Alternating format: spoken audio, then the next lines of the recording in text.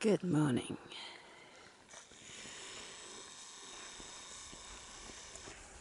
It's just before 8 and we're off. Our squeaky neighbour has been circling us all morning, wanting to know what we've left behind. The answer is nothing. Sorry, little squeaky thing. Yes, you. Because we leave no trace, and that includes food. We have one more stream crossing coming up first thing this morning. I hope it's an easy one, because I'm not in the mood for anything complicated. I'm not in the mood for taking my boots off. It is quite chilly. We're wearing gloves. That's how chilly it is. This was our water source yesterday.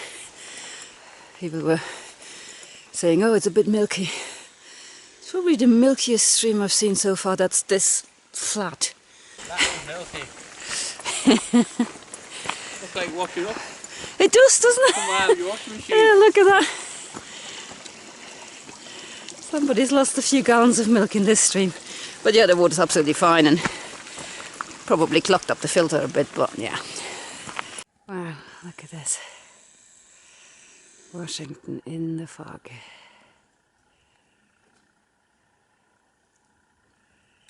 What a sight.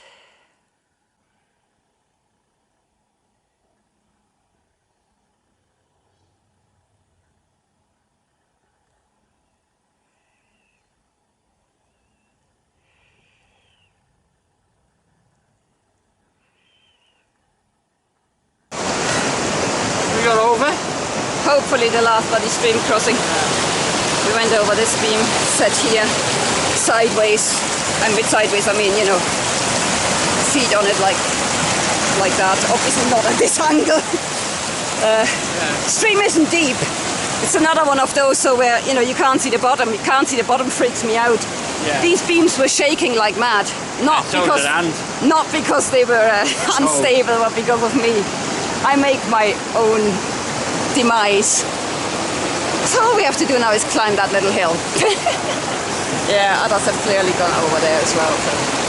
This is Adams Creek, by the way. Fed by that lovely gentleman up there.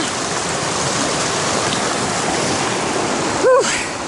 Let this be the last stream crossing of this VCT. I just found. I think it's a salamander of sorts. It's way too slow to be a lizard.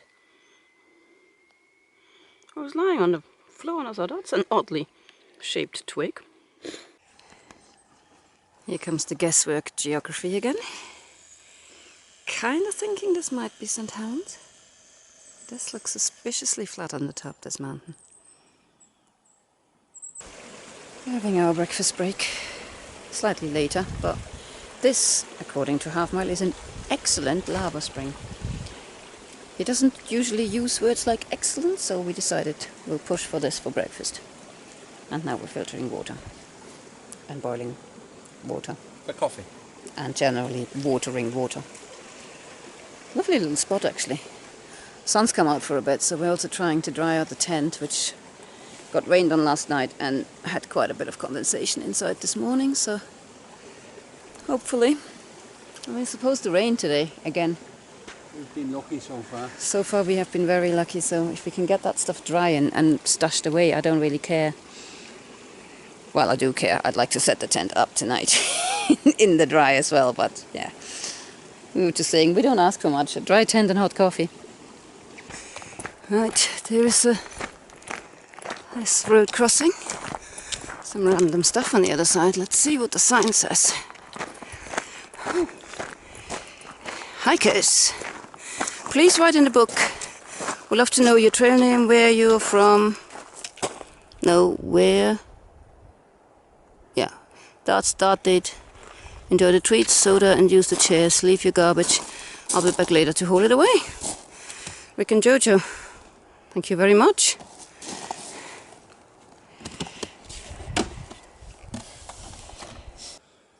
A pretty little lake. That's the first gap in the forest we've had for a bit. We're back in the deep dark woods, talking about terabytes.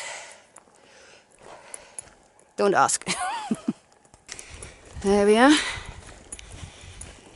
Entering the Goat Rock Wilderness. If you can read it. If you can read it. Just. Let's reach the trail junction just before where we want to stop for lunch. I just want to film it. I didn't read it either. Because I just love this name. Coleman Wheat Patch Trail. Wheat Patch. Oh, it says wheat. I thought it says wheat patch. No. I didn't read it either. No. I don't smoke that stuff. It's just such a funny name. I don't know why it tickles me so much. Okay. Come on. 0.2 for lunch. Okay. We're trying to get to a flat bit. So there's a camp spot up there, so that means there's definitely a flat bit, you know. In case you're wondering why we're so accurate about where we're having lunch. It's that time of the day again. We're racing a little bit because we spent too much time nattering.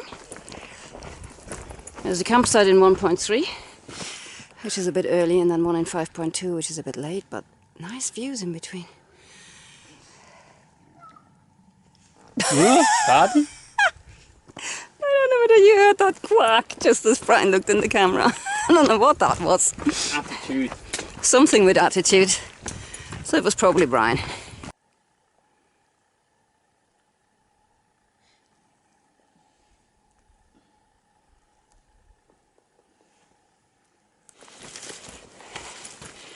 We might have misjudged when the sun sets in these parts. Getting a bit dark. We're about just over a mile from where we want to camp. And the light is fading faster than we thought. Oh well, that's what they created headlamps for. Ryan's already wearing his. It's not on yet, but... Ah! There it is. Yep, we made it. Go. This is not a graveyard, this is the trail junction we were aiming for. Beds are pumping up. We're getting ready. We'll be cooking in the dark, but you know, as I said before, what did they make headlamps for? Good that we're coming off trail. Oh, what's wrong? Doing some blisters badly. Oh. With them boots. Ah, okay. New boots, new blisters. Yeah. That sounds good. They're quite bad condition. We set off from our pika-infested campsite. They are so cute, these things. To follow that milky stream that we took the water from the night before. On a really, again, really pleasant... I mean, this is a beautiful, beautiful and relatively gentle section of Washington, I must say. I mean, there's Adams Creek, which, was the last of the can't see the bottom therefore I panic kind of creeks. I really hope I'll get this stupid fear out of my system. I mean, the creek wasn't deep. You could have waded through it quite happily, but if I can't see where I'm stepping, I'll just freeze. Well, at least Tyndall Creek had that going for it. You could see where you were going to die, but, you know. But anyway, I then carried on. Yes, up and downish, but nothing too drastic, or it didn't feel drastic anyway. Really pretty section. Still haven't learned how to turn pages, but there you go. Through these nice meadows and to the spring, that lava spring. It was a really nice place to have a rest, I must say. Very pretty again. The weather had, you know, turned into our favour. So yeah, very happy. And then we just carried on what turned out to be some of the most favourable hiking we've done on the PCT. I mean, all of this was sort of up and downy, but at the time when it started to get a bit late and we realised we were probably going to have to hike through the night, there's that Coleman Wheat Patch thing that amused me so much. I don't know why. Still find it funny. The trail was, as I say, I mean, it's one of the easiest to walk on sections we've hiked on the PCT. We were absolutely flying down this section in the end. in the dark, which is just as well, because, you know, we couldn't really see where we were treading, and it was just all of this, especially from this point onwards, basically, we were making ridiculous speed. Really, really favourable. Don't know what it looked like either side, because obviously it was pitch black, but yeah, we made really good progress there. And what about here is where that hunter gave me a heart attack. We were flying past there in this sort of twilight, and suddenly this guy steps from nowhere into the path saying, "Just wanted you to know I'm here, I don't want to frighten you." Well, yeah, it had kind of the opposite effect. I probably would have walked straight past him, but it was funny, it made us laugh. And he told us that his mates were all camped somewhere near where we were going to camp, and warned us that they might come past first thing in the morning, very early, so that was very nice of him. But yeah, he did, in an attempt to not give me a fright, he gave me a fright, that's for sure. And this is the junction, the very spooky cemetery style looking junction where we ended up camping up.